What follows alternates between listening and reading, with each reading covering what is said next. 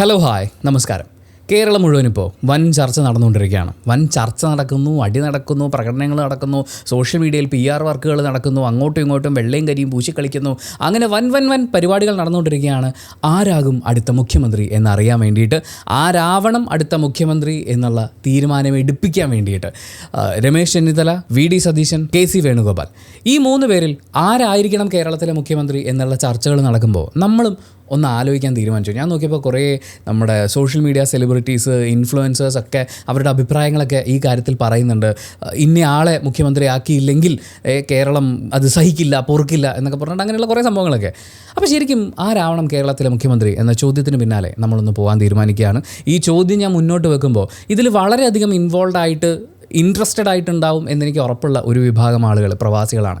അവർ കേരളത്തിൻ്റെ സാമ്പത്തിക അടിത്തറയുടെ സൃഷ്ടാക്കൾ നമുക്ക് വിളിക്കാവുന്ന ആളുകളാണ്. ആൻഡ് ഇവിടെ നടക്കുന്ന ഓരോ കാര്യങ്ങളെക്കുറിച്ചും ഇവിടെ താമസിക്കുന്നവരേക്കാൾ കൂടുതൽ ചർച്ച ചെയ്യുന്ന ആളുകളാണ്. ആ പ്രവാസികൾ അറിഞ്ഞിരിക്കേണ്ട ഒരു കാര്യം ഇതിൻ്റെ കൂടെ ആഡ് ചെയ്തിട്ട് നമുക്ക് മെയിൻ വീഡിയോയിലേക്ക് കടക്കാം. ഒരു പ്രവാസിയുടെ കുടുംബം എന്ന് പറയുമ്പോൾ അയാളുടെ വരുമാനം കൊണ്ടായിരിക്കും മിക്കവാറും ആ കുടുംബം മുന്നോട്ട് പോകുന്നത്. വീട്ടിലെ മുഴുവൻ ചെലവുകളും കുട്ടികളുടെ പഠിപ്പും അങ്ങനെ ഒരുപാട് കാര്യങ്ങൾ. ആ പ്രവാസിക്ക് എന്തെങ്കിലും ഒരു അത്യാഹിതം സംഭവിച്ചാൽ, ഒരുപക്ഷെ മരണം സംഭവിച്ചു കഴിഞ്ഞാൽ, ആ കുടുംബം പിന്നീട് അങ്ങോട്ട് സാമ്പത്തികമായി നല്ല നിലയിൽ ജീവിക്കണോ അതോ ബുദ്ധിമുട്ടണോ എന്നുള്ളത് അവരുടെ ഒരു തീരുമാനത്തെ ആശ്രയിച്ചാണ് ഇരിക്കുന്നത്. ആ തീരുമാനം എന്താണെന്ന് ചോദിച്ചാൽ, എല്ലാ പ്രവാസികളും നാട്ടിൽ അവരുടെ കുടുംബത്തിൻ്റെ സാമ്പത്തിക സുരക്ഷ ഉറപ്പാക്കുന്നതിന് വേണ്ടി ഒരു ടേം ഇൻഷുറൻസ് എടുത്തിരിക്കണം എന്നുള്ളതാണ്. ഇപ്പോൾ നാട്ടിലുള്ള പ്രമുഖ കമ്പനികളിൽ നിന്ന് നിങ്ങൾക്ക് ഇഷ്ടമുള്ള കമ്പനിയിൽ നിന്ന് ഒരു ഇൻഷുറൻസ് സ്വന്തമാക്കാം. അതിനുള്ളൊരു ലിങ്ക് ഈ വീഡിയോയുടെ ഡിസ്ക്രിപ്ഷനിൽ ഞാൻ ആഡ് ചെയ്തിട്ടുണ്ട്. അത് തന്നെ കമൻറ്റ് ബോക്സിൽ പിൻ ചെയ്ത് വെച്ചിട്ടുണ്ട്. ഇന്ത്യൻ രൂപ കണക്കാക്കിയാൽ 679 രൂപ മുതൽ പ്ലാനുകൾ സ്റ്റാർട്ട് ചെയ്യുന്നുണ്ട്. 2 കോടി രൂപ വരെ കവറേജുള്ള പ്ലാനുകൾ എടുക്കാം. പിന്നെ ഇന്ത്യയിൽ നിന്ന് എടുക്കുമ്പോൾ വിദേശത്ത് നിന്ന് എടുക്കുന്നതിനേക്കാൾ 30 മുതൽ 50% വരെ ചെലവ് കുറവാണ്. അതുകൂടാതെ പ്രീമിയം വർഷത്തിൽ ഒന്നിച്ചടക്കുകയാണെന്നുണ്ടെങ്കിൽ 5% വരെ ഡിസ്കൗണ്ടും ഉണ്ട്. ഇനി ക്ലെയിമിന്റെ കാര്യത്തിലാണ് പേടിയെങ്കിൽ അവരുടെ ടോൾ ഫ്രീ നമ്പറിലേക്ക് വിളിച്ച് എംബസി അറ്റസ്റ്റ് ചെയ്തിട്ടുള്ള ഡെത്ത് സർട്ടിഫിക്കറ്റ് പോലെയുള്ള ഡോക്യുമെന്റ്സ് സബ്മിറ്റ് ചെയ്താൽ മതി. ബാക്കിയൊക്കെ അവരെ ഏർപ്പാടാക്കി തരുന്ന ഡെഡിക്കേറ്റഡ് റിലേഷൻഷിപ്പ് മാനേജർ നോക്കിക്കോളും. എളുപ്പത്തിൽ ക്ലെയിമിന്റെ കാര്യങ്ങൾ നടക്കും. താല്പര്യമുള്ളവർക്ക് ഇപ്പം തന്നെ വീഡിയോയുടെ ഡിസ്ക്രിപ്ഷനിലുള്ള അതുപോലെ തന്നെ കമന്റ് ബോക്സിൽ പിൻ ചെയ്ത് വെച്ചിട്ടുള്ള ആ ലിങ്ക് ക്ലിക്ക് ചെയ്ത് നോക്കാവുന്നതാണ്. അല്ലെങ്കിൽ ഇപ്പോൾ സ്ക്രീനിൽ കാണുന്ന QR കോഡ് സ്കാൻ ചെയ്താലും മതി. പിന്നെ പരമാവധി സുഹൃത്തുക്കൾക്ക് ഈ വീഡിയോ ഷെയർ ചെയ്ത് കൊടുക്കണം. അപ്പോൾ നമുക്ക് വിഷയത്തിലേക്ക് വരാം. ആരാവണം കേരളത്തിൻ്റെ അടുത്ത മുഖ്യമന്ത്രി? UDF മുന്നണി ഭരിക്കാൻ പോകുന്ന ഈ സംസ്ഥാനത്ത് RC വേണോ, KC വേണോ, VD വേണോ എന്നുള്ള ഒരു ചർച്ച ഇങ്ങനെ കൊടുമ്പിരി കൊണ്ട് നടന്നുകൊണ്ടിരിക്കുകയാണ്. എനിക്കിപ്പോൾ രമേശ് ചെന്നിത്തലയോടോ VD സതീശനോടോ KC വേണുഗോപാലിനോടോ പ്രത്യേകിച്ച് ഇഷ്ടമൊന്നുമില്ല. ഇവരിൽ ആര് മുഖ്യമന്ത്രി ആവണം എന്നുള്ളത് തീർച്ചയായും അവരുടെ പാർട്ടിയുടെ അല്ലെങ്കിൽ മുന്നണിയുടെ തീരുമാനമാണ്. നമ്മൾ അതിൻ്റെ അകത്ത് കോലിട്ട് ഇളക്കേണ്ട കാര്യമില്ല. പക്ഷേ കേരളത്തിലെ ജനങ്ങൾ ഈ കാര്യം അറിയാൻ ആഗ്രഹിക്കുന്നു. ഒരുപാട് സോഷ്യൽ മീഡിയ ചർച്ചകൾ ഉണ്ടാകുന്നു. അപ്പോൾ നമുക്ക് ജസ്റ്റ് വസ്തുനിഷ്ഠമായിട്ടൊന്ന് നോക്കാം. ഇവരുടെ ഓരോരുത്തരുടെയും ക്വാളിറ്റീസ് എന്തൊക്കെയാണ്, ഇവർ ഓരോരുത്തരും ചെയ്തിട്ടുള്ള കാര്യങ്ങൾ എന്തൊക്കെയാണ്. അങ്ങനെ വരുമ്പോൾ ആരായിരിക്കും ബെറ്റർ എന്നുള്ളത് നിങ്ങൾ തീരുമാനിക്കും. അതിന് വേണ്ടിയിട്ട് ജസ്റ്റ് കുറച്ച് കാര്യങ്ങൾ പറയാമെന്നുള്ളതാണ് ഈ വീഡിയോയുടെ ഉദ്ദേശം. നിങ്ങൾക്ക് ആരാണ് മുഖ്യമന്ത്രിയായി കാണാൻ ആഗ്രഹമുള്ളതെന്ന് വെച്ചാൽ അത് കമൻറ്റ് ബോക്സിൽ രേഖപ്പെടുത്താം. എന്തായാലും തമിഴ്നാട്ടിലെ കാര്യത്തിൽ തീരുമാനമായിരിക്കുകയാണ്. വിജയ് ഇന്ന് സത്യപ്രതിജ്ഞ ചെയ്യും എന്നുള്ള കാര്യമാണ് ഇതുവരെയുള്ള അറിവ്. 11 മണിക്ക് അദ്ദേഹം മുഖ്യമന്ത്രിയായി സത്യപ്രതിജ്ഞ ചെയ്യാൻ പോവുകയാണ്. അതൊരു ചരിത്ര സംഭവമാണ്. തമിഴ്നാടിനെ സംബന്ധിച്ചാണെങ്കിലും ഇന്ത്യൻ പൊളിറ്റിക്സ് ഒട്ടാകെ നമ്മൾ എടുത്തു നോക്കുമ്പോഴും അത് വളരെ പ്രധാനപ്പെട്ട ഒരു ചുവടുവെപ്പായിട്ട് തന്നെ നമുക്ക് കാണാൻ പറ്റും. ഒരാൾ ഒറ്റയ്ക്കൊരു പാർട്ടി ഉണ്ടാക്കി 2 കൊല്ലം കഴിഞ്ഞപ്പോഴേക്കും സംസ്ഥാനം ഭരിക്കാൻ പോവുകയാണ്. എന്തായാലും വിജയ്ക്ക് നമ്മളൊരു ഓൾ ദ ബെസ്റ്റ് പറയുകയാണ്. വിജയ്ക്ക് മാത്രമല്ല, സംസ്ഥാനത്ത് മന്ത്രിമാരായി സത്യപ്രതിജ്ഞ ചെയ്യുന്ന ഓരോ ആളുകൾക്കും നമ്മളൊരു കൺഗ്രാറ്റ്സ് പറയുകയാണ്. ഇനി കൺഗ്രാറ്റ്സ് പറയാൻ നമ്മളിവിടെ വെച്ചുകൊണ്ടിരിക്കുന്ന ആളുണ്ടല്ലോ, ആരാവും മുഖ്യമന്ത്രി എന്നുള്ളത്. നമ്മുടെ മുന്നിലെ 3 പേരുകൾ എന്ന് പറയുന്നത് VD സതീശനും രമേശ് ചെന്നിത്തലയും KC വേണുഗോപാലുമാണ്. ഇവർ 3 പേരും വിദ്യാർത്ഥി രാഷ്ട്രീയത്തിലൂടെ മുന്നോട്ട് വന്ന് വളരെ പ്രധാനപ്പെട്ട സ്ഥാനങ്ങൾ അലങ്കരിച്ചിട്ടുള്ള ആളുകളാണ്. അതിൽ MLA സ്ഥാനത്തേക്ക് ഇവർ 3 പേരും മത്സരിച്ചെത്തിയിട്ടുണ്ട്, 1-ൽ കൂടുതൽ തവണ. പക്ഷേ ഇക്കൂട്ടത്തിൽ മന്ത്രിമാരാവാൻ സാധിച്ചിട്ടുള്ളത് KC വേണുഗോപാൽ രമേശ് ചെന്നിത്തലയ്ക്കും മാത്രമാണ്. VD സതീശൻ ഇതുവരെ ഒരു മന്ത്രി പദവി അലങ്കരിച്ചിട്ടില്ല. നേരെ മറിച്ച് പ്രതിപക്ഷ നേതാവിന്റെ സ്ഥാനം അലങ്കരിച്ചിട്ടുള്ള ആളുകളെ നോക്കുമ്പോൾ രമേശ് ചെന്നിത്തലയും VD സതീശനും അത് ചെയ്തിട്ടുണ്ട്. KC വേണുഗോപാൽ ഇതുവരെ ആ സ്ഥാനം ഏറ്റെടുത്തിട്ടില്ല. അതുകൂടാതെ MP ആയിട്ടുള്ള ഒരു പരിചയം നമ്മൾ നോക്കുമ്പോൾ ഈ കൂട്ടത്തിൽ KC വേണുഗോപാലും രമേശ് ചെന്നിത്തലയും MP ഇരുന്നിട്ടുണ്ട്. പക്ഷേ VD സതീശൻ ഇതുവരെ MP ആയിട്ടില്ല. അങ്ങനെ മന്ത്രിയായും MP ആയുമുള്ള സ്ഥാനങ്ങൾ അലങ്കരിക്കാൻ സാധിച്ചിട്ടില്ല എന്ന് പറയുമ്പോഴും ഇത്തവണത്തെ യു ഡി എഫിൻ്റെ ഈ മിന്നും വിജയം അല്ലെങ്കിൽ യു ഡി എഫിൻ്റെ മിന്നൽ മുരളി എന്ന് പറയുന്നത് അത് വി ഡി സതീശൻ തന്നെയാണ്. അതിന് നമുക്കൊരിക്കലും കണ്ടില്ല എന്ന് വെക്കാൻ പറ്റില്ല. ഈ മുഖ്യമന്ത്രി ചർച്ചകൾ ഉണ്ടാകുമ്പോൾ ഇതിൽ കെ സി വേണുഗോപാലിൻ്റെ പേര് ആരെങ്കിലും ഉയർത്തുമ്പോൾ അവിടെ വരുന്ന പ്രധാനപ്പെട്ട ഒരു എതിർവാദം എന്താണെന്ന് വെച്ചാൽ ഒരുപാട് പേര് സോഷ്യൽ മീഡിയയിൽ പറയുന്നത് കേട്ടതുകൊണ്ടാണ് കെ സി വേണുഗോപാലിന് എങ്ങനെ മുഖ്യമന്ത്രിയാവാൻ പറ്റും? കാരണം അദ്ദേഹം ഇത്തവണ ഇലക്ഷനിൽ നിന്ന് മത്സരിച്ചിട്ട് MLA ആയിട്ടില്ലല്ലോ. അങ്ങനെ ഒരാൾക്ക് എങ്ങനെയാണ് മുഖ്യമന്ത്രി ആവാൻ പറ്റുക എന്നുള്ളതാണ്. അതിനുള്ളൊരു പ്രൊവിഷൻ നമ്മുടെ ഭരണഘടനയിലുണ്ട്. ആർട്ടിക്കിൾ 164 ഓഫ് ഇന്ത്യൻ കോൺസ്റ്റിറ്റ്യൂഷൻ പറയുന്നത് എന്താണെന്ന് വെച്ചാൽ അങ്ങനെ മുഖ്യമന്ത്രി ആവാം. ഇപ്പോൾ മുന്നണി ഏൽപ്പിക്കുന്ന ഒരാൾക്ക് മുഖ്യമന്ത്രി ആവാം. പക്ഷേ അങ്ങനെ സ്ഥാനമേറ്റ് അടുത്ത 6 മാസത്തിനുള്ളിൽ ഏതെങ്കിലും ഒരു നിയമസഭാ മണ്ഡലത്തിൽ നിന്ന് മത്സരിച്ച് അയാൾ ജയിക്കണം എന്ന് പറയുന്ന ഒരു കണ്ടീഷൻ അവിടെയുണ്ട്. അതായത് കെ സി വേണുഗോപാലിന് മുഖ്യമന്ത്രി ആവാനുള്ള എല്ലാ അവകാശവും ഭരണഘടന ഉറപ്പുവരുത്തുന്നുണ്ട്. ഒറ്റ കണ്ടീഷനുണ്ട്, സത്യപ്രതിജ്ഞ ചെയ്ത് അടുത്ത 6 മാസത്തിനുള്ളിൽ അദ്ദേഹം ഒരു മണ്ഡലത്തിൽ നിന്ന് മത്സരിച്ച് വിജയിക്കണം, അല്ലെങ്കിൽ ആ മന്ത്രിസ്ഥാനം പോകും. അതിനൊരു ഉദാഹരണം 2021 മമതാ ബാനർജി മുഖ്യമന്ത്രിയായതാണ്. സോ 3 പേർക്കും മുഖ്യമന്ത്രി സ്ഥാനത്തേക്ക് വരാൻ നിയമപരമായിട്ടുള്ള അല്ലെങ്കിൽ ഭരണഘടനാപരമായിട്ടുള്ള തടസ്സങ്ങളൊന്നുമില്ല. അപ്പോൾ ഈ 3 പേരും ഏതൊക്കെ തരത്തിലാണ് പാർട്ടിയുടെ ശക്തി കേന്ദ്രങ്ങളായി മാറുന്നതെന്ന് നമുക്കൊന്ന് അവലോകനം ചെയ്ത് നോക്കാം. കെ സി വേണുഗോപാലിനെ സംബന്ധിച്ച് ദേശീയ നേതൃത്വവുമായി ഏറ്റവും അടുത്ത ബന്ധം പുലർത്തുന്ന ഒരാളാണ്. നിലവിലെ AICC ജനറൽ സെക്രട്ടറിയാണ് അദ്ദേഹം. ഹൈക്കമാൻഡുമായി ഏറ്റവും അടുത്ത ബന്ധം പുലർത്തുന്നയാൾ. രാഹുൽ ഗാന്ധിയുടെ ഏറ്റവും അടുത്ത വിശ്വസ്തനാണ് എന്നൊരു കാര്യവും കൂടിയുണ്ട്. ഇത്തവണത്തെ ഇലക്ഷൻ്റെ കാര്യം നമ്മൾ നോക്കുമ്പോൾ സ്ഥാനാർത്ഥി നിർണ്ണയം അതെങ്ങനെ വേണമെന്ന് തീരുമാനിക്കുന്ന കാര്യത്തിൽ, സംഘടനയുടെ മൊത്തത്തിലുള്ള നിയന്ത്രണത്തിൻ്റെ കാര്യത്തിൽ, ഇതിലൊക്കെയും കെ സി വേണുഗോപാലിൻ്റെ പങ്ക് ഒരിക്കലും മാറ്റിവെക്കാൻ പറ്റാത്ത അത്രയും വലുതാണ്. പിന്നെ നമ്മുടെ യുവ നേതാക്കളുടെ കാര്യം എടുത്തു നോക്കുമ്പോൾ, പ്രത്യേകിച്ച് ഹൈക്കമാൻഡുമായി വളരെ അടുത്ത് നിൽക്കുന്ന യുവ നേതാക്കളുടെ കാര്യം എടുത്തു നോക്കുമ്പോൾ അവരുടെയൊക്കെ ഒരു വലിയ സപ്പോർട്ട് കെ സി വേണുഗോപാലിനുണ്ട്. അതിനോടൊപ്പം UDF ഇപ്പോഴത്തെ ചില ഘടകകക്ഷികളുമായിട്ടും അദ്ദേഹത്തിന് വളരെ അടുത്ത ബന്ധമാണുള്ളത്. ഒരു കേന്ദ്ര മന്ത്രിസ്ഥാനം വരെ വഹിച്ചിട്ടുള്ള ആളെന്നുള്ള നിലയ്ക്ക് ഡൽഹിയിലുള്ള അദ്ദേഹത്തിൻ്റെ ഏകോപന മികവും വളരെയധികം നമ്മൾ ചിന്തിക്കേണ്ടതാണ്. എന്നാൽ അതേസമയം അദ്ദേഹത്തിൻ്റെ മുമ്പിൽ ചില പരിമിതികളൊക്കെ ഉണ്ട്. കേന്ദ്ര നേതൃത്വവുമായി വളരെ അടുത്ത് നിൽക്കുന്നു എന്ന് പറയുമ്പോഴും ഒരു സംസ്ഥാന തലത്തിലുള്ള അദ്ദേഹത്തിൻ്റെ ഒരു പ്രതിച്ഛായയെ, ജനങ്ങൾക്കിടയിലുള്ള അദ്ദേഹത്തിൻ്റെ ഒരു പ്രതിച്ഛായയെ വിലയിരുത്തുമ്പോൾ വി ഡി സതീശനേക്കാൾ കുറച്ച് പുറകിലാണ് എന്ന് തന്നെ നമുക്ക് പറയാൻ പറ്റും. പിന്നെ ഇത്തവണത്തെ ഇലക്ഷന് അദ്ദേഹം നിന്ന് മത്സരിച്ച് ജയിച്ചിട്ടില്ല. അതായത് UDF ഈ ഒരു തരംഗം ഉണ്ടാകുമ്പോൾ ആ തരംഗത്തിൽ കരകയറിയവരുമുണ്ട്, കയറാൻ പറ്റാതെ പോയവരുമുണ്ട്. ഇലക്ഷന് നിന്ന് അദ്ദേഹത്തിന് ജനങ്ങളുടെ പിന്തുണയുണ്ട്, അതായത് സാധാരണക്കാരായ വോട്ട് ചെയ്തിട്ടുള്ള ജനങ്ങളുടെ പിന്തുണയുണ്ട് എന്ന് അദ്ദേഹത്തിന് തെളിയിക്കാൻ പറ്റിയിട്ടില്ല. അടുത്തത് വി ഡി സതീശനാണ്. നിലവിലെ UDF ഒരു സംസ്ഥാന മുഖം എന്ന് പറയുന്നൊരു പേര് നമുക്ക് കൊടുക്കാൻ പറ്റുമെങ്കിൽ അത് വി ഡി സതീശനാണ്. തൊട്ട് മുൻപത്തെ നിയമസഭയിലെ പ്രതിപക്ഷ നേതാവെന്ന നിലയിലുള്ള അദ്ദേഹത്തിൻ്റെ പ്രവർത്തനം വളരെ ശക്തമായിട്ടായിരുന്നു. അദ്ദേഹത്തിൻ്റെ ഓരോ പ്രസംഗങ്ങളും ഓരോ വിഷയങ്ങളിൽ അദ്ദേഹം ഇടപെടുമ്പോൾ ഉള്ളൊരു പെർഫോമൻസ് മികവും ഒക്കെ ഒരു കാരണവശാലും നമുക്ക് കണ്ടില്ലെന്ന് അടിക്കാൻ പറ്റില്ല. കോടതി വരെ പരാമർശിച്ചിട്ടുള്ള അല്ലെങ്കിൽ നിരീക്ഷിച്ചിട്ടുള്ള അദ്ദേഹത്തിൻ്റെ PR പരിപാടികൾ അടക്കമുള്ള കാര്യങ്ങൾ ഇല്ലായിരുന്നു എന്ന് ചോദിച്ചാൽ ഇല്ല എന്നൊന്നും നമുക്ക് പറയാൻ പറ്റില്ല. പക്ഷേ അദ്ദേഹത്തിൻ്റെ പെർഫോമൻസ് അവിടെ ഉണ്ടായിരുന്നു. PR എടുത്ത് PR നടത്താൻ എന്തെങ്കിലും കണ്ടൻറ്റ് വേണ്ടേ, അത് കൊടുക്കുന്ന കാര്യത്തിൽ അത്രയും ഗംഭീരമായിട്ടുള്ള പ്രസംഗങ്ങളും ആരോപണങ്ങൾ ഉന്നയിക്കുകയും അതിൽ ഉറച്ചു നിൽക്കുകയൊക്കെ ചെയ്യുന്ന കാര്യത്തിൽ വി ഡി സതീശൻ വളരെ മുന്നിലായിരുന്നു. കോൺഗ്രസ്സിലെ ഒരു വിഭാഗം MLAമാരുടെ സപ്പോർട്ട് അദ്ദേഹത്തിനുണ്ട്. പ്രത്യേകിച്ച് ഈ ഗ്രൂപ്പ് വിരുദ്ധ ചിന്തകളുള്ള MLAമാരുടെ ഒരു സപ്പോർട്ട് അദ്ദേഹത്തിന് വളരെയധികം ഉണ്ട്. പിന്നെ എടുത്തു പറയേണ്ട ഒരു കാര്യം സോഷ്യൽ മീഡിയയിലെ സ്വീകാര്യതയാണ്. അതെന്തായാലും നിങ്ങൾ ഓൾറെഡി കണ്ടിട്ടുണ്ടാവും. സോഷ്യൽ മീഡിയയിൽ ഒരുപാട് ഇൻഫ്ലുവൻസേഴ്സ് അടക്കം VDS വരണം എന്ന് പറയുന്ന ആ ഒരു കാര്യവുമായിട്ട്, ആ ഒരു ആവശ്യവുമായിട്ട് മുന്നോട്ട് വരുന്നത് നമുക്ക് കാണാൻ പറ്റും. UDF മുന്നണിയോട്, ഹൈക്കമാൻഡിനോട് ഞങ്ങൾക്ക് വി ഡി സതീശൻ വേണം എന്ന് പറയുന്ന രീതിയിലുള്ള കാര്യങ്ങൾ. ഇതിൻ്റെ ഇടയിൽ സംഭവിക്കുന്ന കുറച്ച് വളരെ മോശമായിട്ടുള്ള കാര്യം, അതുണ്ടാവരുതെന്ന് ഹൈക്കമാൻഡിൽ നിന്ന് പറഞ്ഞിട്ട് അടക്കം സംഭവിച്ചുകൊണ്ടിരിക്കുന്നത് ഇന്നയാൾ മുഖ്യമന്ത്രി ആവണം എന്ന് പറഞ്ഞ് നടത്തുന്ന ചില പ്രഹസനങ്ങളാണ്. ഇപ്പോൾ ഏറ്റവും അടുത്ത് ഒരാൾ തലവഴി പെട്രോൾ ഒഴിച്ചിട്ട് വി ഡി സതീശന് വേണ്ടിയിട്ട് വാദിക്കുന്നത് കാണുമ്പോൾ ഇതൊക്കെ നമ്മൾ തമിഴ്നാട്ടിലൊക്കെ നടക്കുന്നു, അല്ലെങ്കിൽ വേറെ ഏതെങ്കിലും വിവരവും വിദ്യാഭ്യാസം ഇല്ലാത്ത ആളുകൾ ചെയ്യുന്നതാണ്, നമ്മുടെ നാട്ടിൽ നടക്കില്ല എന്നൊക്കെ പറയുമ്പോൾ ഇവിടെ ഇത് എങ്ങനെയാണ്? ഇത് നേതാക്കളുടെ അറിവോടെ ഒന്നും അല്ല നടക്കുന്നതെന്ന് നമ്മളോട് പറഞ്ഞാൽ നമ്മൾ അങ്ങനെ വിശ്വസിക്കാനൊന്നും പോകുന്നില്ല. അവരുടെയൊക്കെ ഒരു മൗനാനുവാദത്തോടു കൂടി തന്നെ നടക്കപ്പെടുന്ന പരിപാടിയാണ്. അങ്ങനെ അല്ലെങ്കിൽ അവർ തന്നെ പൊതുജനങ്ങളോട് പറയണം, പ്രവർത്തകരോട് പറയണം, എനിക്ക് വേണ്ടി നിങ്ങൾ ഇങ്ങനെയല്ല റിയാക്ട് ചെയ്യേണ്ടത്, എനിക്ക് വേണ്ടി വാദിക്കേണ്ടത് ഇങ്ങനെയല്ല എന്ന്. പക്ഷേ ഇതൊക്കെ ഒരു മാർക്കറ്റിംഗ് സ്ട്രാറ്റജി പോലെ വളരെ മോശമായിട്ടാണ് നമുക്ക് ഫീൽ ചെയ്യുന്നത്. മാത്രമല്ല വരാൻ പോകുന്ന പാർട്ടി പ്രവർത്തകരുടെ ഇടയിലേക്ക് ഇത് വളരെ മോശമായിട്ടുള്ളൊരു സന്ദേശമാണ് കൊണ്ടെത്തിക്കാൻ പോകുന്നത്. അവരും ഇതൊക്കെ തന്നെ കാണിക്കാൻ തുടങ്ങും. അവസാനം ഇതൊരു കോമഡി ഷോ ആയിട്ട് മാറും. വി ഡി സതീശൻ്റെ മറ്റൊരു വലിയ സ്ട്രെങ്ത് എന്ന് പറയുന്നത് IUML ഇന്ത്യൻ യൂണിയൻ മുസ്ലിം ലീഗിൻ്റെ ഒരു വലിയ സപ്പോർട്ട് അദ്ദേഹത്തിന് ഉണ്ട് എന്നുള്ളതാണ്. മാത്രമല്ല UDF ഒരു ഏകോപനത്തിൽ ഈ സഖ്യകക്ഷികളെയൊക്കെ ചേർത്തുകൊണ്ട് UDF ഏകോപിപ്പിച്ചുകൊണ്ട് പോകുന്നതിൽ ഇത്തവണ വി ഡി സതീശൻ്റെ ഭാഗത്തു നിന്നുണ്ടായിട്ടുള്ളൊരു പ്രവർത്തന മികവെന്ന് പറയുന്നത് വളരെ സ്ട്രോങ് ആണ്. എന്നാൽ അതേസമയം വി ഡി സതീശൻ്റെ പോരായ്മകളിലേക്ക് നമ്മൾ നോക്കുമ്പോൾ കോൺഗ്രസ് MLAമാരുടെ സപ്പോർട്ട് അദ്ദേഹത്തിന് ഉണ്ടായിരുന്നു എന്ന് പറയുമ്പോഴും ഒരു വലിയ സപ്പോർട്ട് പോകുന്നത് KC വേണുഗോപാലിന് തന്നെയാണ്. അതിനുശേഷമുള്ള കുറച്ച് MLA-മാരുടെ സപ്പോർട്ടാണ് VD സതീശന് കിട്ടുന്നത്. മാത്രമല്ല സാമുദായിക സംഘടനകളായിട്ടുള്ള NSSൻ്റെയും SNDPയുടെ ഒന്നും സപ്പോർട്ട് VD സതീശന് പ്രത്യക്ഷത്തിൽ നമ്മൾ കാണുന്നില്ല. അതൊരു കുറവായിട്ട് നമുക്ക് തോന്നുന്നില്ല.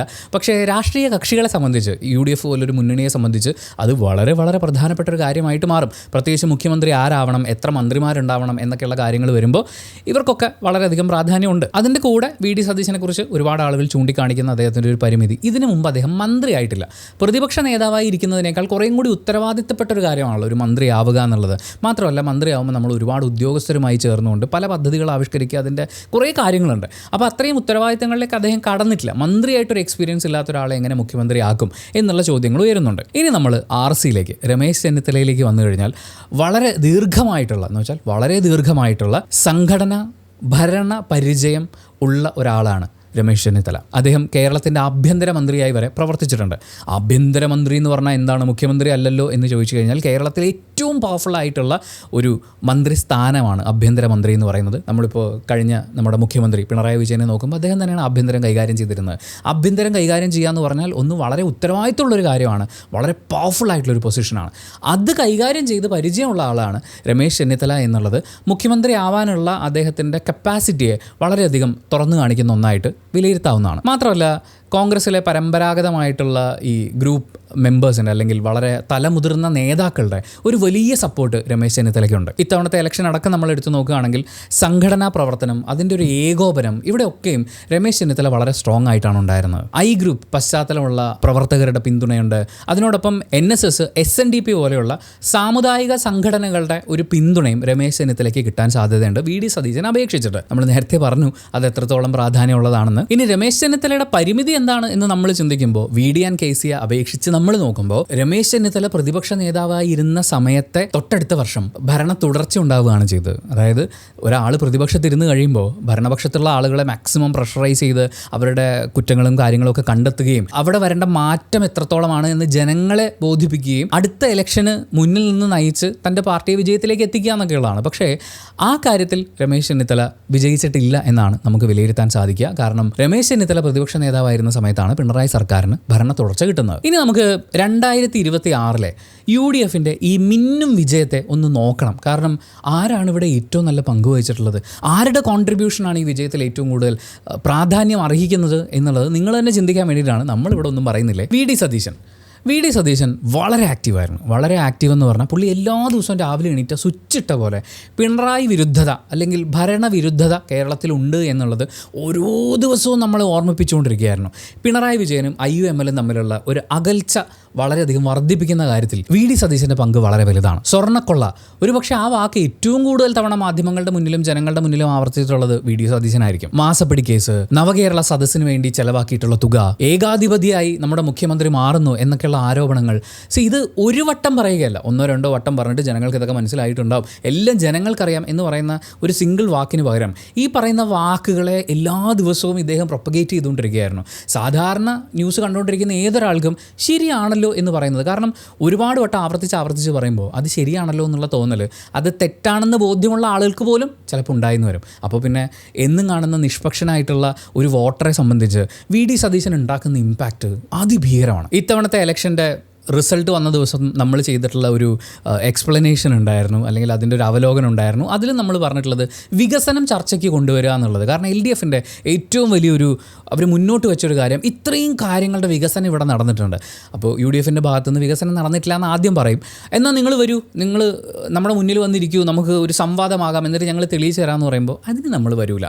ഞങ്ങൾ വേറെ കുറച്ച് ആരോപണങ്ങളാണ് മുന്നോട്ട് വെക്കുന്നതെന്ന് പറഞ്ഞ് ഈ വികസനത്തിനെ ചർച്ചയ്ക്ക് വെക്കാതിരിക്കുക എന്ന് പറയില്ലേ, അതിനും അപ്പുറത്തേക്ക് വേറെ വിഷയങ്ങൾ എടുത്ത് വെക്കുക എന്ന് പറയില്ലേ, ആ കാര്യത്തിൽ VD സതീശൻ്റെ നേതൃത്വത്തിലുണ്ടായിട്ടുള്ള ഒരു ആക്രമണം എന്ന് വേണമെങ്കിൽ പറയാം, അല്ലെങ്കിൽ ഒരു പ്രതിരോധം, പ്രചരണം എന്നൊക്കെ പറയുന്നത് അതിഭീകരമായിട്ട് LDFിനെ ബാധിച്ചിട്ടുണ്ട്. 10 വർഷമായില്ലേ ഒരു ഭരണമാറ്റം വേണം എന്നുള്ള നരേറ്റീവ് എല്ലാവരുടെയും മനസ്സിൽ VD സതീശൻ എഴുതി തെളിയിച്ചു കൊടുത്തുകൊണ്ടിരിക്കുകയായിരുന്നു. ആ പ്രകടനമായിരിക്കും അദ്ദേഹത്തെ വിസ്മയം എന്ന് വിളിക്കാൻ കുറേ ആളുകളെ പ്രേരിപ്പിച്ചിട്ടുണ്ടാവുക. VD സതീശൻ വിസ്മയമാണെങ്കിൽ KC വേണുഗോപാലിനെ ചാണക്യൻ എന്നാണ് ആളുകൾ വിളിക്കുന്നത്. എന്തുകൊണ്ടായിരിക്കും? KC വേണുഗോപാലിൻ്റെ ഭാഗത്ത് നിന്ന് ഹൈക്കമാൻഡുമായിട്ടുള്ളൊരു കോർഡിനേഷൻ വളരെയധികം പാർട്ടിക്ക് ഗുണം ചെയ്തിട്ടുണ്ട്, അല്ലെങ്കിൽ മുന്നണിക്ക് ഗുണം ചെയ്തിട്ടുണ്ട്. ഡൽഹി നേതൃത്വവും കേരള ഘടകവും തമ്മിലുള്ളൊരു കോർഡിനേഷൻ നിങ്ങൾ നോക്കൂ. കേരളത്തിൽ എന്ത് പ്രധാനപ്പെട്ട വിഷയം ഉണ്ടായാലും രാഹുൽ ഗാന്ധി അടക്കമുള്ള ഹൈക്കമാൻഡിലെ നേതാക്കളൊക്കെ കേരളത്തിൽ വരികയും അവരുടെ അഭിപ്രായങ്ങൾ പ്രകടിപ്പിക്കുകയും കേരള ജനതയോട് സംസാരിക്കുകയും ചെയ്യുന്ന ഒരുപാട് വീഡിയോസ് അടക്കം നമ്മൾ കണ്ടിട്ടുണ്ടായിരുന്നു.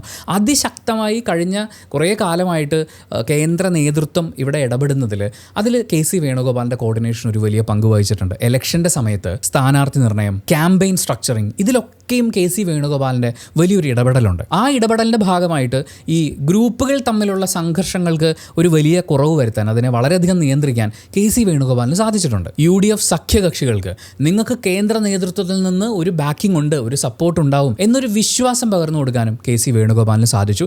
ഇത് സഖ്യകക്ഷികളിൽ ഉണ്ടാക്കിയിട്ടുള്ള കോൺഫിഡൻസ്, അവരുടെ പ്രവർത്തനത്തിനെ ഏറ്റവും ശക്തമായി മുന്നോട്ട് വെക്കാനുള്ള തോന്നൽ അവരിൽ ഉണ്ടാക്കുന്ന രീതിയിലാണ്. ഇതൊക്കെ ചേരുമ്പോഴാണ് ഇത്തവണത്തെ വിജയത്തിന് പിന്നിലെ ചാണക്യൻ എന്ന് KC വേണുഗോപാലിനെ പല ആളുകളും വിളിക്കുന്നത്. ഇനി RCയിലേക്ക് വരികയാണെങ്കിൽ, രമേശ് ചെന്നിത്തലയിലേക്ക് വരികയാണെങ്കിൽ, ഇത്തവണത്തെ ക്യാമ്പയിൻ കമ്മിറ്റിയുടെ നേതൃസ്ഥാനത്ത് അദ്ദേഹം ഉണ്ടായിരുന്നു. പരമ്പരാഗത UDF വോട്ട്, അതായത് ഞങ്ങൾ UDFകാരാണ്, ഞങ്ങൾ കോൺഗ്രസ്സുകാരാണ് എന്നൊക്കെ പറയുന്ന ആ വിഭാഗത്തിൽ വരുന്ന വോട്ടേഴ്സിനെ വളരെയധികം മൊബിലൈസ് ചെയ്യാൻ, എന്ന് വെച്ചാൽ വോട്ട് ചെയ്യുന്ന ഒരു വീട്ടിൽ ഇരുന്നിട്ട് കാര്യമില്ലല്ലോ, ഞങ്ങൾ കോൺഗ്രസ്സുകാരാണെന്ന് പറഞ്ഞ് 10 പേര് വീട്ടിൽ ഇരുന്ന 10 വോട്ട് പോയില്ലേ, അവരെ വോട്ട് ചെയ്യാൻ വേണ്ടി പോളിംഗ് ബൂത്തിലേക്ക് എത്തിക്കുക, ക്യാമ്പയിൻ്റെ ഭാഗമാക്കി മാറ്റുക എന്ന് പറയുന്ന ഒരു കാര്യത്തിൽ രമേശ് ചെന്നിത്തലയുടെ മുഖം, അദ്ദേഹത്തിൻ്റെ സാന്നിധ്യം വളരെയധികം ഹെൽപ്പ് ചെയ്തിട്ടുണ്ട്. അതിനോടൊപ്പം UDFലെ മറ്റ് സഖ്യകക്ഷികളുടെ സപ്പോർട്ട്, നേരത്തെ നമ്മൾ പറഞ്ഞ സാമുദായിക സംഘടനകളടക്കമുള്ളവരുടെ സപ്പോർട്ട് ഉറപ്പുവരുത്താൻ രമേശ് ചെന്നിത്തലയുടെ സ്വാധീനം കൊണ്ട് പറ്റിയിട്ടുണ്ട്. ന്യൂനപക്ഷ മധ്യവർഗ വോട്ടുകളുടെ ഒരു വിശ്വാസം നേടിയെടുക്കാൻ അദ്ദേഹത്തിന് സാധിച്ചിട്ടുണ്ട്. അതൊരു ഇലക്ഷൻ്റെ വിജയത്തിലെ ഏറ്റവും വലിയ ഫോർമുലയാണ്. അപ്പോൾ ഇവരൊക്കെ എങ്ങനെ ഹെൽപ്പ് ചെയ്തു എന്നുള്ളതും ഇവരുടെയൊക്കെ ശക്തി കേന്ദ്രങ്ങൾ എന്തൊക്കെയാണെന്നുള്ളതൊക്കെ നമുക്കൊരു ധാരണ കിട്ടിയ സ്ഥിതിക്ക് ഇനി ഇവർ ഓരോരുത്തരും മുഖ്യമന്ത്രി ആവുകയാണെങ്കിൽ നമുക്ക് കേരളത്തിലെ ജനങ്ങൾക്ക്, കേരളം എന്ന സംസ്ഥാനത്തിന് എന്തുപകാരമാണ് ഉണ്ടാവുക എന്നുള്ളതും കൂടി ഒന്ന് ആലോചിക്കാം. ഇപ്പോൾ KC വേണുഗോപാൽ കേരളത്തിൻ്റെ മുഖ്യമന്ത്രി ആവുകയാണെങ്കിൽ ഒരു മുന്നണി എന്ന നിലയിൽ, ഇപ്പോൾ പാർട്ടി എന്നുള്ള രീതിയിൽ നോക്കിക്കഴിഞ്ഞാലും AIUU എന്ന് പറഞ്ഞിട്ട് എല്ലാ ആൽഫബറ്റിലും ഗ്രൂപ്പുകളുള്ളൊരു പാർട്ടിയാണല്ലോ. അപ്പോൾ അങ്ങനെയുള്ള ഈ പാർട്ടിയെ ഏകോപിപ്പിക്കുക എന്ന് പറയുന്ന ഒരു കാര്യത്തിൽ KC വേണുഗോപാലിൻ്റെ ഒരു നേതൃപാഠവും മുന്നണിയുടെ ഒരു നിലനിൽപ്പിന്, ഈ മന്ത്രിസഭയുടെ വളരെ സ്ട്രോങ് ആയിട്ടുള്ളൊരു നിലനിൽപ്പിന് സഹായകമാവുകയുള്ളൂ. ദേശീയ ഫണ്ടിങ്ങിൻ്റെ കാര്യത്തിലായാലും നയതന്ത്രങ്ങളുടെ കാര്യത്തിലായാലും KCയുടെ എക്സ്പീരിയൻസ് നമുക്ക് ഹെൽപ്ഫുൾ ആവും. മറ്റൊരു കാര്യം, കേന്ദ്ര നേതൃത്വവും കേരള ഘടകവുമായിട്ടുള്ള ഒരു കോർഡിനേഷൻ്റെ കാര്യവും, അതിനോടൊപ്പം കേരളവും മറ്റ് സംസ്ഥാനങ്ങളും തമ്മിലുള്ള ഒരു കോർഡിനേഷൻ. കാരണം പല സംസ്ഥാനങ്ങളിലും അദ്ദേഹം പാർട്ടിയുടെ ഇൻചാർജായിട്ട്, സംഘടനയുടെ ഇൻചാർജായി ഇരുന്നിട്ടുണ്ട്. അപ്പോൾ മറ്റ് സംസ്ഥാനങ്ങളിലുള്ള അദ്ദേഹത്തിൻ്റെ ബന്ധങ്ങളും തീർച്ചയായും കേരള സംസ്ഥാനത്തിന് വളരെയധികം ഉപകാരപ്പെടും. ഈ പറഞ്ഞ കാര്യങ്ങളൊക്കെ എല്ലാവർക്കും ചെയ്യാൻ പറ്റും കേട്ടോ, RCക്കും VDക്കും ഒക്കെ ചെയ്യാൻ പറ്റും. പക്ഷേ ഈ കാര്യങ്ങൾ ഓൾറെഡി ചെയ്ത എക്സ്പീരിയൻസ് ഉള്ളതുകൊണ്ട് അതിൻ്റെ ഒരു അപ്പർ ഹാൻഡ് ഇദ്ദേഹത്തിന് ഉണ്ട് എന്ന് പറയുന്ന ഒരു കാര്യമാണ്. ഇപ്പോൾ VD സതീശൻ ഇരുന്നാലും മറ്റ് സംസ്ഥാനങ്ങളുമായിട്ടും കേന്ദ്ര നേതൃത്വമായിട്ടുള്ള കമ്മ്യൂണിക്കേഷനൊക്കെ വളരെ സ്ട്രോങ് ആയിട്ട് തന്നെ നടക്കുമായിരിക്കും. പക്ഷേ ഓൾറെഡി ആ കാര്യം കൈകാര്യം ചെയ്തതുകൊണ്ടുള്ള ഒരു എക്സ്പീരിയൻസ് KCക്ക് ഒരു വലിയ അഡ്വാൻറ്റേജ് ആയിട്ട് വരും. അടുത്തത് RC ആണ്. രമേശ് ചെന്നിത്തല കേരളത്തിൻ്റെ മുഖ്യമന്ത്രി ആയാലുള്ള ഒരു പ്രധാന ഗുണം എന്താണെന്ന് വെച്ച് കഴിഞ്ഞാൽ അദ്ദേഹം ഓൾറെഡി ആഭ്യന്തര വകുപ്പ് കൈകാര്യം ചെയ്തിട്ടുണ്ട്. അഡ്മിനിസ്ട്രേറ്റീവ് ലെവലിൽ എങ്ങനെയാണ് പ്രവർത്തനങ്ങൾ നടക്കുന്നതെന്നുള്ളതിനെക്കുറിച്ച് അദ്ദേഹത്തിന് കൃത്യമായിട്ടുള്ള ധാരണയുണ്ട്. ആ അനുഭവം തീർച്ചയായും മുഖ്യമന്ത്രി ആയിക്കഴിഞ്ഞാൽ കൂടുതൽ മികച്ച പ്രവർത്തനം കാഴ്ചവെക്കാൻ അദ്ദേഹത്തിന് ഹെൽപ്പ് ചെയ്യും. പിന്നെ ആഭ്യന്തര വകുപ്പ് കൈകാര്യം ചെയ്യാന്ന് പറഞ്ഞാൽ വളരെ ടെൻഷൻ ഉണ്ടാക്കുന്ന സിറ്റുവേഷൻസ് ഹാൻഡിൽ ചെയ്ത് പരിചയം ഉണ്ടായിട്ടുണ്ടെന്നാണ്. ഒരു ലോ ആൻഡ് ഓർഡർ ഇഷ്യൂ ഉണ്ടാവാൻ വരെ സാധ്യതയുള്ള കാര്യങ്ങൾ ഇൻ്റലിജൻസ് റിപ്പോർട്ടുകളൊക്കെ അനുസരിച്ച് തീരുമാനങ്ങൾ എടുത്തുകൊണ്ട് നയതന്ത്രപരമായി കാര്യങ്ങളെ ഹാൻഡിൽ ചെയ്യാന്ന് പറയുന്ന വലിയൊരു ഉത്തരവാദിത്വം അദ്ദേഹം കൈകാര്യം ചെയ്തിട്ടുണ്ട്. പിന്നെ വേറൊരു കാര്യമുണ്ട്, അത് വിനീത് ശ്രീനിവാസനെ കുറിച്ച് പറഞ്ഞു കഴിഞ്ഞ സമയത്ത് അദ്ദേഹത്തിൻ്റെ ഹെയ്റ്റേഴ്സ് എല്ലാം ഒരുമിച്ച് കൂടിയതാണ്. ഹെയ്റ്റേഴ്സ് പൊതുവെ കുറവുള്ളൊരു നേതാവാണ് രമേശ് ചെന്നിത്തല എന്നൊരു അഭിപ്രായം നമ്മൾ കേൾക്കാറുണ്ട്. ഹെയ്റ്റേഴ്സ് ഇല്ലാത്ത നേതാവാണ് ഇദ്ദേഹം എന്ന് പറഞ്ഞ് ഫോട്ടോ ഇട്ട് കഴിഞ്ഞാൽ ചിലപ്പോൾ ഞാൻ ഇദ്ദേഹത്തിൻ്റെ ഹെയ്റ്ററാണെന്ന് പറഞ്ഞ ആളുകൾ വന്നേക്കാം. പക്ഷേ നമ്മളൊരു പൊതുവിടത്തിൽ നോക്കുമ്പോൾ മറ്റു പലർക്കും നേരെ നടക്കുന്ന ആക്രമണങ്ങൾ വെച്ച് നോക്കുമ്പോൾ രമേശ് ചെന്നിത്തലയ്ക്ക് നേരെ ഉണ്ടാകുന്ന ആക്രമണങ്ങൾ വളരെ കുറവാണ്. അതിൻ്റെ കാരണം ഒരു പക്ഷേ അദ്ദേഹം VD സതീശനെ പോലെയോ KCയെ പോലെയോ ഒന്നും ഒരു ഫോർ ഫ്രണ്ടിൽ നിന്ന് അങ്ങനെ നയിക്കാത്തതുമായിരിക്കാം. ഇനി VD സതീശൻ കേരളത്തിൻ്റെ മുഖ്യമന്ത്രി ആയിക്കഴിഞ്ഞാൽ നിലവിലെ കേരളത്തിലെ UDFൻ്റെ ഒരു മൊമെൻറ്റം എന്ന് പറയുന്നത് അത് VD സതീശൻ തന്നെയാണ്. അദ്ദേഹം പ്രതിപക്ഷത്തിരുന്നുകൊണ്ട് ഒരുപാട് കാര്യങ്ങൾക്കെതിരെ ശബ്ദം ഉയർത്തിയിട്ടുണ്ട്. ജനങ്ങൾക്കൊപ്പം ജനങ്ങളുടെ പ്രശ്നമായി അവതരിപ്പിച്ചിട്ടുള്ള കുറേ പ്രശ്നങ്ങളുണ്ട്. സോ പ്രശ്നങ്ങളെക്കുറിച്ച് അദ്ദേഹത്തിനൊരു ധാരണയുണ്ട്. സംസ്ഥാനത്തിൻ്റെ പൊതുവായ പ്രശ്നങ്ങളിലെ നിരന്തരമായ ഇടപെടലുകളുണ്ട്. അപ്പോൾ അദ്ദേഹം മുഖ്യമന്ത്രി ആവുകയാണെങ്കിൽ ഈ കാര്യങ്ങൾക്കൊക്കെ വളരെയധികം പ്രാധാന്യം കൊടുക്കുമെന്നും അതുവഴി UDFൻ്റെ മൊത്തത്തിലുള്ളൊരു പ്രതിച്ഛായ കുറേ കൂടി വർദ്ധിക്കുമെന്നും ജനങ്ങൾക്ക് വളരെ ഉപകാരപ്രദമായ ഒരു മുഖ്യമന്ത്രിയായി അദ്ദേഹം മാറാൻ സാധ്യതയുണ്ടെന്ന് പറയുന്ന ഒരു നരേറ്റീവ് ഉണ്ട്. അതിൻ്റെ കൂടെ മാറ്റത്തിൻ്റെ മുഖമാണ് വി ഡി സതീശൻ എന്ന് പറയുന്ന ഒരു നരേറ്റീവും. ഇതൊക്കെയും അദ്ദേഹം മുഖ്യമന്ത്രിയായി കഴിഞ്ഞാൽ കേരളം എന്ന സംസ്ഥാനത്തിനും ഉപകാരപ്പെട്ടേക്കാം എന്ന് പറയുന്ന പ്രതീക്ഷയാണ് ഉള്ളത്. ഇത്രയൊക്കെ പറഞ്ഞു കഴിഞ്ഞിട്ട് നിങ്ങൾ എന്താണ് ആഗ്രഹിക്കുന്നത് എന്ന് നമ്മളോട് ചോദിക്കുകയാണെങ്കിൽ, ആരാണ് മുഖ്യമന്ത്രി ആവേണ്ടത് എന്ന് നമ്മളോട് ചോദിക്കുകയാണെങ്കിൽ പറയാനുള്ളത്, വളരെ കഴിവുറ്റ മികച്ച ഒരു ഭരണപക്ഷവും വളരെ ശക്തമായ ഒരു പ്രതിപക്ഷവും ഇവിടെ ഉണ്ടാവണമെന്നാണ്. കൃത്യമായ ധാരണകളുള്ള ശക്തമായ തീരുമാനങ്ങളുള്ള ഒരു മുഖ്യമന്ത്രിയും അവരുടെ ഭാഗത്തു നിന്നുണ്ടാകുന്ന തെറ്റുകളെ വളരെ കണിശതയോടുകൂടി ചൂണ്ടിക്കാണിക്കുന്ന ഒരു പ്രതിപക്ഷ നേതാവും നമുക്ക് ആവശ്യമാണ്. അങ്ങനെ നോക്കുമ്പോൾ വി ഡി സതീശൻ മുഖ്യമന്ത്രിയാവുക എന്ന് പറയുന്നത്, നമ്മളിപ്പോൾ സോഷ്യൽ മീഡിയയിലൂടെയാണ് കൂടുതൽ കാര്യങ്ങൾ അറിയുന്നത്. ജനങ്ങളുടെ വികാരം എന്നുള്ള രീതിയിൽ പല ആളുകളും സോഷ്യൽ മീഡിയയിൽ വരുന്ന പോസ്റ്റുകൾ, അതിൻ്റെ ഒരു എണ്ണമൊക്കെ വെച്ച് നോക്കുമ്പോൾ, അതുപോലെ തന്നെ ഇത്തവണത്തെ ഇലക്ഷനിലെ യു ഡി എഫിൻ്റെ ഈ മിന്നും വിജയം നോക്കുമ്പോൾ, യു ഡി എഫിൻ്റെ ഇലക്ഷനിലെ പ്രചരണ ആയുധം, ഒരു ഏറ്റവും മുന്നിൽ നിന്ന മുഖം എന്ന് പറയുന്നത് വി ഡി സതീശനാണ്. അപ്പോൾ ജനങ്ങൾ വി ഡി സതീശനെ കണ്ടാണ് വോട്ട് ചെയ്തിട്ടുള്ളതെങ്കിൽ, അദ്ദേഹം മുഖ്യമന്ത്രി ആവണം എന്നാണ് ജനങ്ങൾ ആഗ്രഹിക്കുന്നതെങ്കിൽ, അദ്ദേഹം പറഞ്ഞിട്ടുള്ള പദ്ധതികളും അദ്ദേഹം ചൂണ്ടിക്കാണിച്ചിട്ടുള്ള പ്രശ്നങ്ങളും പരിഹരിക്കപ്പെടും എന്ന് ജനങ്ങൾക്കൊരു പ്രതീക്ഷയുണ്ടെങ്കിൽ തീർച്ചയായും ജനങ്ങളത് ആഗ്രഹിക്കും. പിന്നെ ഒരു കീഴ്വഴക്കമുണ്ടല്ലോ, ഒരു പ്രാവശ്യം പ്രതിപക്ഷ നേതാവായിട്ടിരുന്ന ആൾ അടുത്ത പ്രാവശ്യം ഭരണത്തിലേക്ക് വരുന്ന സമയത്ത് അദ്ദേഹം മുഖ്യമന്ത്രി ആവുക എന്ന് പറയുന്നൊരു തോന്നൽ, ഇതും അതിലൊരു വലിയ കോൺട്രിബ്യൂട്ടിംഗ് ഫാക്ടറാണ്. പക്ഷേ നമ്മൾ ഈ എം എൽ എമാരുടെ ഒരു സപ്പോർട്ട് നോക്കുന്ന സമയത്ത് കെ സി വേണുഗോപാലിനാണ് അത് ഏറ്റവും കൂടുതൽ കിട്ടുന്നത്.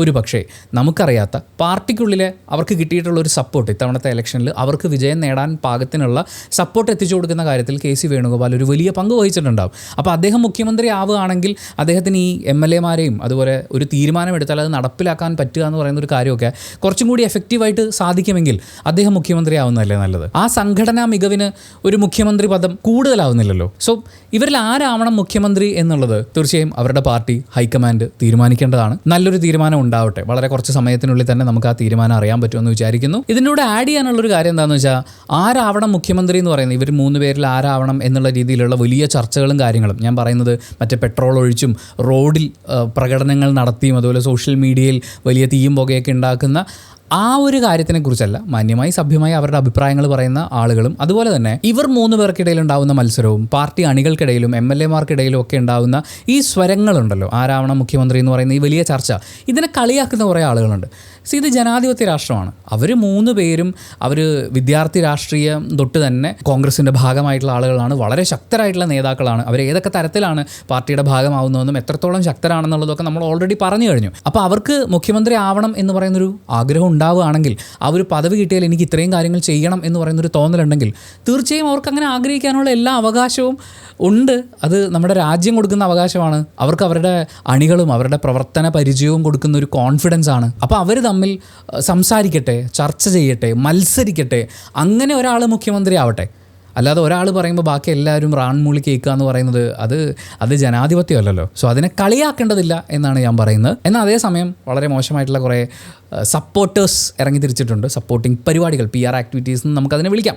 ആ കാര്യങ്ങളൊക്കെയും വളരെ മോശമാണ് എന്നുള്ള കാര്യം കൂടി അടയാളപ്പെടുത്തിക്കൊണ്ട് നമ്മൾ ഈ വീഡിയോ വൈൻഡപ്പ് ചെയ്യുകയാണ്. നിങ്ങൾക്ക് ഇവരിൽ ആര് മുഖ്യമന്ത്രി ആവണമെന്നാണ് ആഗ്രഹം? കമൻറ്റ് ബോക്സിൽ രേഖപ്പെടുത്തുക. എന്തായാലും വളരെ കുറച്ച് സമയത്തിനുള്ളിൽ തന്നെ നമുക്ക് അറിയാമെന്ന് വിചാരിക്കുന്നു ആരാവും മുഖ്യമന്ത്രി എന്നുള്ളത്. ആരായാലും അവർക്ക് ഏറ്റവും നല്ല രീതിയിൽ ഏറ്റവും ശക്തമായിട്ടുള്ള ഒരു ഭരണം കാഴ്ചവെക്കാൻ സാധിക്കട്ടെ. അതുപോലെ തന്നെ നമ്മുടെ പ്രതിപക്ഷവും വളരെ സ്ട്രോങ് ആയി തന്നെ നിയമസഭയിൽ ഉണ്ടാവട്ടെ, അവരുടെ ശബ്ദവും ഉറച്ചു കേൾക്കട്ടെ എന്ന് ആശംസിച്ചുകൊണ്ട് നമ്മൾ ഈ വീഡിയോ വൈൻഡപ്പ് ചെയ്യാണ്. അപ്പോൾ നാട്ടിലെ തെരഞ്ഞെടുപ്പ് വിശേഷങ്ങളൊക്കെ അറിയുന്ന, അതിനെക്കുറിച്ച് കൃത്യമായി അപ്ഡേറ്റ് ചെയ്യുന്ന പ്രവാസികൾക്ക്, അവർക്ക് വേണ്ടി അവരുടെ കുടുംബത്തെ സുരക്ഷിതമാക്കുന്ന ഒരു കാര്യത്തെക്കുറിച്ച് ഈ വീഡിയോയുടെ തുടക്കത്തിൽ ഞാൻ പറഞ്ഞിട്ടുണ്ടായിരുന്നു. പ്രവാസിക്ക് മരണം പോലൊരു അത്യാഹിതം സംഭവിച്ചു കഴിഞ്ഞാൽ അവരുടെ നാട്ടിലുള്ള കുടുംബം സാമ്പത്തിക സുരക്ഷിതത്വത്തിൽ ജീവിക്കണം എന്നുറപ്പാക്കുന്നതിന് വേണ്ടി നാട്ടിൽ നിന്നും ഒരു ടേം ഇൻഷുറൻസ് എടുത്തു വെക്കേണ്ടതിൻ്റെ ആവശ്യകത ഞാൻ ഡിസ്ക്രിപ്ഷനിലും അതുപോലെ കമൻറ്റ് ബോക്സിൽ പിൻ ചെയ്തും ഒരു ലിങ്ക് കൊടുത്തിട്ടുണ്ട്. അതിൽ പോയി കഴിഞ്ഞാൽ കുറഞ്ഞ ചിലവിൽ പ്രവാസികൾക്ക് ടേം ഇൻഷുറൻസ് എടുക്കാൻ സാധിക്കും. അതും അല്ലെങ്കിൽ ഇപ്പോൾ സ്ക്രീനിൽ കാണുന്ന QR കോഡ് സ്കാൻ ചെയ്ത് നോക്കിയാലും മതി. So thank you so much for watching this video.